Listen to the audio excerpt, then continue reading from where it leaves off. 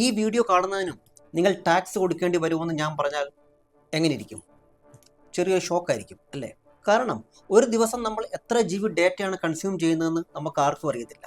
അങ്ങനെ ഇരിക്കുമ്പോഴാണ് ഗവൺമെൻറ് നമ്മൾ ഉപയോഗിക്കുന്ന 1 GB ഡേറ്റയ്ക്ക് ₹1 എന്ന രീതിയിൽ ഒരു ടാക്സ് ഇംപ്ലിമെൻറ്റ് ചെയ്യുന്നതിനെക്കുറിച്ചൊരു proposal department of telecommunication submit ചെയ്തിരിക്കുന്നത്.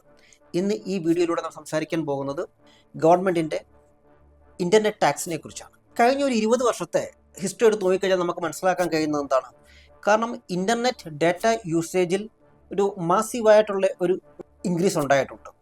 അതായത് തുടക്ക സമയങ്ങളിൽ നമ്മൾ 2G ആയിരുന്നു, പിന്നെ 3G ആയി, പിന്നെ 4G 5Gയിലേക്ക് മാറി. ഈ സമയത്തുണ്ടാക്കി വെച്ച് നമ്മൾ ആ ടെക്നോളജിയിലുള്ള അഡ്വാൻസ്മെൻറ്റ് കാരണം നമ്മൾ ഇൻ്റർനെറ്റ് ഡാറ്റ ഉപയോഗിക്കുന്ന കാര്യത്തിലും വലിയൊരു അഡ്വാൻസ്മെൻ്റ് ആണ് ഉണ്ടായിട്ടുള്ളത്. പക്ഷെ നമ്മൾ ഈ വലിയ രീതിയിൽ ഈ ഇൻ്റർനെറ്റ് ഡാറ്റ ഉപയോഗിക്കുന്നതിലൂടെ ഗവൺമെൻറ്റിന് പ്രത്യേകിച്ച് ബെനിഫിറ്റ് ഒന്നുമില്ല. ഗവൺമെൻറ്റിനുള്ള ഒരു ബെനിഫിറ്റ് എന്ന് പറഞ്ഞു കഴിഞ്ഞാൽ നമ്മൾ ഈ ഡാറ്റ പർച്ചേസ് ചെയ്യുന്ന സമയത്ത് ഈ സർവീസ് പ്രൊവൈഡേഴ്സിന് നമ്മൾ GST കൊടുക്കും. ആ GST കൊടുക്കുന്നതിലൂടെ ഗവൺമെൻറ് GST കിട്ടും. അതുമാത്രമേ ഗവൺമെൻറ്റിനുള്ളൊരു ഗുണമുള്ളൂ. ആദ്യം തന്നെ ഒരു കാര്യം ഞാൻ പറയുവാണ്, നമ്മളിവിടെ ഈ ഇത്തരം കാര്യങ്ങൾ ഡിസ്കസ് ചെയ്യുമ്പോൾ ഒരിക്കലും നമ്മൾ ഏതെങ്കിലും ഒരു പൊളിറ്റിക്കൽ പാർട്ടിയുടെ ബയാസിലോ അല്ല നമ്മൾ സംസാരിക്കുന്നത്, അല്ലെങ്കിൽ ഏതെങ്കിലും ഒരു പാർട്ടിയെ അല്ലെങ്കിൽ ഗവൺമെൻറ്റിനെ ക്രിട്ടിസൈസ് ചെയ്യുക എന്നുള്ള ഉദ്ദേശം വെച്ചുകൊണ്ടല്ല നമ്മളിവിടെ സംസാരിക്കുന്നത്. നമ്മൾ സംസാരിക്കുന്നത് ഒരു ഗവൺമെൻറ് പ്രപ്പോസലും അതിന് പിന്നിലുള്ള ഡാറ്റ അല്ലെ സ്റ്റാറ്റിസ്റ്റിക്സിൻ്റെ ബേസിലുള്ള ചെറിയൊരു വിശകലനം, ഒരു അനലൈസിസ് മാത്രമാണ് നമ്മൾ നടത്തുന്നത്. അപ്പോൾ ആദ്യം തന്നെ ഒരു ഡിസ്ക്ലെയിമർ എന്ന രീതിയിൽ ഞാനിവിടെ പറയുവാണത്. അപ്പോൾ government department of telecommunication submit ചെയ്തിരിക്കുന്ന ഒരു പ്രപ്പോസലാണ്. അതിനകത്ത് ഗവൺമെൻറ് ചോദിച്ചിരിക്കുന്ന ചില ക്ലാരിഫിക്കേഷൻസ് ആണ്. അതിൽ ഡിപ്പാർട്ട്മെൻറ്റിനോട് ചോദിച്ചിരിക്കുന്നത്, നമ്മൾ ഇങ്ങനെ 1 GB പുറത്ത് ₹1 രീതിയിലുള്ളൊരു ടാക്സ് നമ്മൾ ഏർപ്പെടുത്തി കഴിഞ്ഞാൽ നമുക്ക് എത്ര രൂപ കളക്ട് ചെയ്യാൻ പറ്റും? അതുപോലെ തന്നെ നമ്മുടെ ഇപ്പോൾ ഉള്ള ഒരു ആവറേജ് ഡാറ്റ കൺസംഷൻ റേറ്റ് എത്രയാണ്? അല്ല, മറ്റൊരു കാര്യം എന്ന് പറഞ്ഞു കഴിഞ്ഞാൽ നമ്മൾ ഇങ്ങനെ ഒരു ടാക്സ് ഉൾപ്പെടുത്തുന്നതിലൂടെ എത്ര ഡാറ്റ യൂസേജിൽ ഒരു റിഡക്ഷൻ ഉണ്ടാകാനുള്ള സാധ്യതയുണ്ട്? അങ്ങനെയുള്ള 3-4 കാര്യങ്ങളാണ് ഡിപ്പാർട്ട്മെൻറ്റ് ഓഫ് ടെലികമ്മ്യൂണിക്കേഷനിൽ നിന്നും നമ്മുടെ ഗവൺമെൻറ് ചോദിച്ചിരിക്കുന്നത്. ഇതവർ ആവശ്യപ്പെട്ടിരിക്കുന്നത് സെപ്റ്റംബർ 2026, അതായത് അടുത്ത മാസം ലാസ്റ്റ് വരെയാണ് ഈ ഡാറ്റ അവർ ചോദിച്ചിരിക്കുന്നത്. ആദ്യം നമുക്ക് സ്റ്റാറ്റിസ്റ്റിക്സ് എന്താ പറയുന്നതെന്ന് നോക്കാം. അതായത് ഇന്നത്തെ ഒരു സ്ഥിതിയിൽ ഇന്ത്യ എന്ന് പറയുന്നത് ലോകത്തിലെ ഏറ്റവും വലിയ ഡാറ്റ കൺസംഷൻ ചെയ്യുന്ന ഒരു രാജ്യമാണ്. നമ്പർ 1-ൽ ഇന്ത്യയാണ് നിൽക്കുന്നത്. അതായത് നമ്മുടെ ഒരു ആവറേജ് ഇന്ത്യൻ്റെ ഡാറ്റ കൺസംഷൻ എന്ന് പറയുന്നത് 24 to 27 GB പെർ മന്ത് ആണ്. ഈ 24-27 എന്ന് പറയുന്നത് അടുത്ത മാസം ആകുമ്പോഴത്തേക്ക് അത് 31 GB പെർ മന്ത് ആവാനുള്ള സാധ്യത ഉണ്ടെന്നാണ് കണക്കുകൾ പറയുന്നത്. അങ്ങനെ 31 പെർ മന്ത് എന്ന് പറയുമ്പോൾ നമുക്ക് ₹1 പെർ GB നമ്മൾ കളക്ട് ചെയ്യുകയാണെങ്കിൽ നമുക്ക് ഒരാളുടെ കയ്യിൽ നിന്ന് ₹30 വരെ നമുക്ക് കളക്ട് ചെയ്യാനുള്ള സ്കോപ്പുണ്ട്. അപ്പോൾ ₹30 പെർ ഹെഡ് എന്ന് പറയുമ്പോൾ ഇത് അത്ര വലിയൊരു സംഖ്യയൊന്നുമല്ല. കാരണം നമ്മൾ ഒരുപാട് ടാക്സുകൾ അടയ്ക്കുന്നുണ്ട്. GST രൂപത്തിൽ നമ്മൾ കാറ് വാങ്ങിക്കുമ്പോഴും ബൈക്ക് വാങ്ങിക്കുമ്പോഴും സോപ്പ് വാങ്ങിക്കുമ്പോഴും സിനിമ കാണാൻ പോകുമ്പോഴും എല്ലാത്തിനും നമ്മൾ GST രൂപത്തിൽ നമ്മൾ ടാക്സ് അടയ്ക്കുന്നുണ്ട്. അതിൻ്റെ കൂടെ ₹30 നമ്മുടെ ഇൻ്റർനെറ്റ് നമ്മൾ യൂസ് ചെയ്യുന്നുണ്ട്. ഇത്ര വലിയ നമ്മൾ യൂസേജാണ് നമ്മളൊരു മാസം ചെയ്യുന്നത്. അത് വെച്ച് കണക്ക് പോകുമ്പോൾ നമ്മൾ ₹30 കൊടുക്കുന്നതൊന്നും ഒരു വലിയ സംഖ്യയായിട്ട് നമുക്ക് തോന്നുന്നില്ല. പക്ഷെ നമ്മൾ മനസ്സിലാക്കേണ്ട ഒരു കാര്യം എന്ന് വെച്ചാൽ ഇന്ത്യയുടെ ഒരു ആവറേജ് ഫാമിലി എന്ന് പറഞ്ഞു കഴിഞ്ഞാൽ 5 മെമ്പേഴ്സ് മിനിമം ഉള്ള ഒരു സിസ്റ്റമാണ് ഇപ്പോൾ നമ്മുടെ രാജ്യത്തുള്ളത്.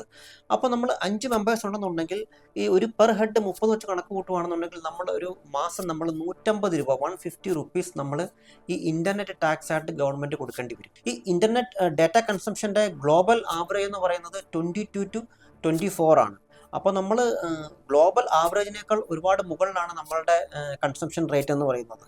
ഇനി നമ്മൾ നോക്കുന്ന മറ്റൊരു ഡേറ്റയാണ്. ആ ഡേറ്റ വെച്ചാൽ ഫൈനാൻഷ്യൽ ഇയർ 24-25 നമ്മളുടെ ആനുവൽ ഡാറ്റ കൺസംഷൻ എന്ന് പറയുന്നത് 230 ബില്യൺ GB ആയിരുന്നു.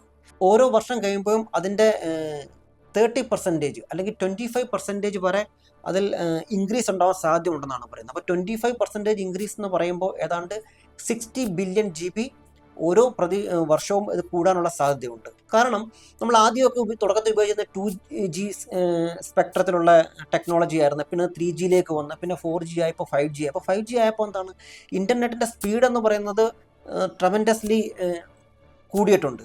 അപ്പോൾ അങ്ങനെ കൂടിയ സമയത്ത് നമ്മളിപ്പോൾ ഒരു സിനിമയൊക്കെ ഡൗൺലോഡ് ചെയ്യുന്നതിന് അധികം സമയം എടുക്കത്തില്ല. നമ്മൾ 6-7 മണിക്കൂറുള്ള ക്രിക്കറ്റുകൾ തുടർച്ചയായിട്ട് കണ്ടുകൊണ്ടിരിക്കുന്നു, ഗെയിമുകൾ ഡൗൺലോഡ് ചെയ്യുന്നു, റീൽസുകൾ കണ്ടുകൊണ്ടിരിക്കുന്നു. നേരത്തെ സമയങ്ങളിലൊക്കെ ആണെന്നുണ്ടെങ്കിൽ നമ്മൾ റീൽസ് പോലത്തെ എടുത്ത് നമ്മൾ സ്ക്രോൾ ചെയ്ത് കഴിഞ്ഞാൽ അതൊരു ബഫറിങ് ടൈം ഉണ്ടായിരുന്നു. കുറച്ച് നേരം ഇങ്ങനെ കറങ്ങി നിന്നതിന് ശേഷം മാത്രമേ അത് പ്ലേ ആവത്തുള്ളൂ. പക്ഷേ ഇപ്പോൾ എങ്ങനെയല്ല, നമ്മൾ സ്ക്രോൾ ചെയ്ത് സ്വൈപ്പ് ചെയ്ത് വിട്ട് കഴിഞ്ഞാൽ അപ്പം തന്നെ അത് പ്ലേ ആയി തുടങ്ങുവാണ്. അപ്പോൾ അത്തരം ഫാസ്റ്റ് ആയിട്ടുള്ള ഡേറ്റയാണ് നമ്മൾ ഉപയോഗിക്കുന്നത്.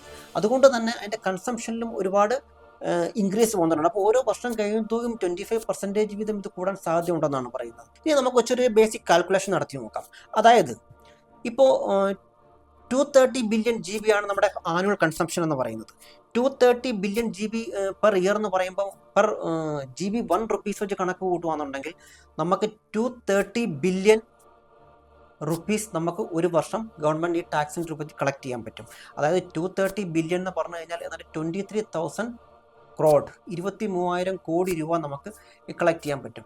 അപ്പോൾ ഗവൺമെൻറ് പറയുന്നത് ഇങ്ങനെ ഒരു ടാക്സ് നമ്മൾ ഇംപ്ലിമെൻറ്റ് ചെയ്യുന്നതിലൂടെ ഈ ഡാറ്റ കൺസംഷനിൽ ചെറിയൊരു റിഡക്ഷൻ ഉണ്ടാകാനുള്ള സാധ്യത ഉണ്ടെന്നാണ് പറയുന്നത്. അപ്പോൾ അത് വെച്ച് നോക്കുമ്പോൾ അങ്ങനെ റിഡക്ഷൻ ഉണ്ടായാൽ പോലും ഈ 230 എന്ന് പറയുന്ന ഒരു 200 ബില്യൺ വരെ വന്നാൽ പോലും നമുക്ക് 20,000 ക്രോഡ് നമുക്ക് ഈ ടാക്സിലൂടെ കളക്ട് ചെയ്യാൻ പറ്റും. ഇപ്പോൾ ഇത് പെർ GB 1 റുപ്പീസാണ്. ഭാവിയിൽ ഇത് ഇംപ്ലിമെൻറ്റ് ചെയ്ത് കഴിഞ്ഞാൽ ഭാവിയിൽ വേണമെന്നുണ്ടെങ്കിൽ ഇത് 2 രൂപ 3 രൂപ എന്നുള്ള റേറ്റിലേക്കൊക്കെ മാറാൻ സാധ്യതയുണ്ട്. കാരണം ഗവൺമെൻറ്റിനെ സംബന്ധിച്ചിടത്തോളം ഇതൊരു ബില്ല് പാസ്സായി കഴിഞ്ഞാൽ ഇത് ടാക്സ് ആയിട്ട് നമുക്ക് ഇതിനെ ഇംപ്ലിമെൻറ്റ് ചെയ്യാൻ പറ്റും. അതുപോലെ തന്നെ ഇത് കൂട്ടുക കുറയ്ക്കുക ചെയ്യുന്നതിനകത്ത് ഗവൺമെൻറ് സംബന്ധിച്ചിടത്തോളം വലിയ ബുദ്ധിമുട്ടുള്ള കാര്യമൊന്നുമല്ല. ഇപ്പോൾ നമ്മൾ റീചാർജ് ചെയ്യാൻ പോകുമ്പോൾ എന്താണ്, നമ്മൾ റീചാർജ് ചെയ്യുന്നു, അതിൻ്റെ GST പേ ചെയ്യുന്നു, പിന്നെ നമ്മൾ ഡാറ്റ ഉപയോഗിക്കുന്നു. അതുപോലെ തന്നെ അൺലിമിറ്റഡ് പ്ലാനുകളുണ്ട്. അപ്പോൾ അൺലിമിറ്റഡ് പ്ലാനുകൾ ഉപയോഗിക്കുന്ന ആൾ ഒരു മാസം എത്ര GB ഡാറ്റ കൺസ്യൂം ചെയ്യുന്നതെന്ന് അത് കണ്ടുപിടിക്കാനൊക്കെ ഉള്ള മെത്തോളജികളൊക്കെ ഇനി നമ്മൾ അവർ ഇംപ്ലിമെൻറ്റ് ചെയ്യേണ്ടതായിട്ടുണ്ട്. അപ്പോൾ ഈ ഒരു പ്രൊപ്പോസലിനകത്ത് ഗവൺമെൻറ് പറയുന്ന ഒരു ജസ്റ്റിഫിക്കേഷൻ, എന്തുകൊണ്ടാണ് ഇങ്ങനെ ഒരു ടാക്സിനെ കുറിച്ച് അവർ പ്ലാൻ ചെയ്യേണ്ടി വന്നതെന്ന് ചോദിച്ചു കഴിഞ്ഞാൽ അതിന് പറയുന്ന ഒരു ജസ്റ്റിഫിക്കേഷൻ എന്ന് പറഞ്ഞു കഴിഞ്ഞാൽ ഇപ്പോൾ കുട്ടികളിൽ ചിൽഡ്രൻസിൽ ഈ സ്ക്രീൻ ടൈം കൂടുതലാണ്, അവർക്കൊരു ഡിജിറ്റൽ ഡാറ്റ അഡിക്ഷൻ ഉണ്ടായിട്ടുണ്ട്. ആ അഡിക്ഷൻ കുറയുന്നതിന് വേണ്ടിയാണ് ഇങ്ങനെ ഒരു ടാക്സ് ഇംപ്ലിമെൻറ്റ് ചെയ്യുന്നതെന്നാണ് ഇപ്പോൾ ഗവൺമെൻറ് പറയുന്നത്. അത് എത്രമാത്രം ശരിയാണ് വാലിഡാണെന്നൊന്നും നമ്മൾ അതിനെക്കുറിച്ചൊന്നും ഇവിടെ ഡിസ്കസ് ചെയ്യുന്നില്ല, അത് വേറൊരു വിഷയമാണ്. നമ്മളിവിടെ പറയുന്നത് സ്റ്റാറ്റിസ്റ്റിക്സ് ബേസ്ഡ് ഡാറ്റ ബേസുള്ള ചില വിശകലനം മാത്രമാണ് നമ്മളിവിടെ നടത്തുന്നത്. ഇപ്പോൾ സാധാരണക്കാർക്ക് ഉണ്ടാകുന്ന ഒരു ഡൗട്ടുണ്ട്, അതായത് 20,000 കോടി രൂപ എന്ന് പറഞ്ഞു കഴിഞ്ഞാൽ ഗവൺമെൻറ്റിനെ സംബന്ധിച്ചോളം എത്രമാത്രം ഉണ്ടെന്നുള്ളത്. അപ്പോൾ ഗവൺമെൻറ്റിന് 20,000 കോടി രൂപ എത്ര ഉണ്ടെന്ന് നമുക്ക് പറഞ്ഞാൽ പെട്ടെന്ന് മനസ്സിലാക്കാൻ പറ്റത്തില്ല. പക്ഷേ നമുക്ക് ഞാൻ ചില ഉദാഹരണങ്ങൾ പറഞ്ഞു തരാം. അതായത് 20,000 കോടി രൂപ ഗവൺമെൻറ്റിൻ്റെ കയ്യിലുണ്ടെന്നുണ്ടെങ്കിൽ അവർക്ക് എന്ത് ചെയ്യാൻ പറ്റും എന്നുള്ളത്. അതായത് ഒരു 1000 കിലോമീറ്റർ ദൂരത്തിലുള്ള ഒരു എക്സ്പ്രസ് ഹൈവേ നിർമ്മിക്കാൻ പറ്റും 20,000 കോടി രൂപ വെച്ച്. അല്ലെന്നുണ്ടെങ്കിൽ ഒരു അമേരിക്കയുടെ കയ്യിരിക്കുന്ന F-16 എന്ന് പറയുന്ന ഒരു ഫൈറ്റർ ജെറ്റ് വിമാനം നമുക്ക് 20 എണ്ണം വാങ്ങിക്കാനുള്ള പൈസയുണ്ട് ഈ 20,000 കോടി രൂപ വെച്ച്. ഇനി നമ്മൾ മനസ്സിലാക്കേണ്ട മറ്റൊരു കാര്യമാണ്, ഗവൺമെൻറ്റിന് ഇങ്ങനൊരു വലിയ ഫണ്ടിൻ്റെ ആവശ്യം അല്ലെങ്കിൽ ഇങ്ങനെ ഒരു സ്കീം അല്ലെങ്കിൽ ഇങ്ങനെ ഒരു ടാക്സ് ഇൻട്രൊഡ്യൂസ് ചെയ്യുന്നതിനെ കുറിച്ച് ചിന്തിക്കേണ്ട ഒരു ആവശ്യകത എന്തുകൊണ്ടാണ് വന്നതെന്ന് നമുക്കൊന്ന് നോക്കാം. അതായത് ഈ August 4 നടന്ന ഒരു കോൺഫറൻസ് ഉണ്ട്. ആ കോൺഫറൻസിനകത്ത് ഒരു AI-യുമായിട്ട് ബന്ധപ്പെട്ടുള്ള ഒരു ഡിസ്കഷനാണ് ഉണ്ടായത്. അപ്പോൾ ഗവൺമെൻറ് ഒരു പ്ലാൻ എന്ന് വെച്ച് കഴിഞ്ഞാൽ ഇന്ത്യ ഒരു ഡേറ്റ സെൻറ്റർ ഹബ്ബ് ആയി മാറ്റാനുള്ളൊരു പ്ലാനുണ്ട്. അതിന് അവർ പറയുന്ന പേര് ഡേറ്റ സെൻറ്റർ ഹബ്ബ് എന്നും പറയുന്നുണ്ട്, ഡേറ്റ സെൻറ്റർ എംബസി എന്നും പറയുന്നുണ്ട്.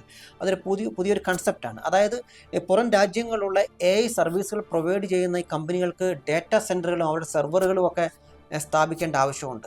അപ്പോൾ അത് ഇന്ത്യയെ സംബന്ധിച്ച് നോക്കുവാണെങ്കിൽ ഇന്ത്യയിൽ സ്ഥാപിക്കുകയാണെന്നുണ്ടെങ്കിൽ ഇത് കുറച്ചുകൂടെ കോസ്റ്റ് എഫക്റ്റീവ് ആയിരിക്കും, ചീപ്പായിരിക്കും. അതുകൊണ്ട് പുറത്തുള്ള കമ്പനികൾ ഇന്ത്യയിൽ ഇത് എസ്റ്റാബ്ലിഷ് ചെയ്യുന്നതിനെക്കുറിച്ചൊരു പ്ലാനുണ്ട്.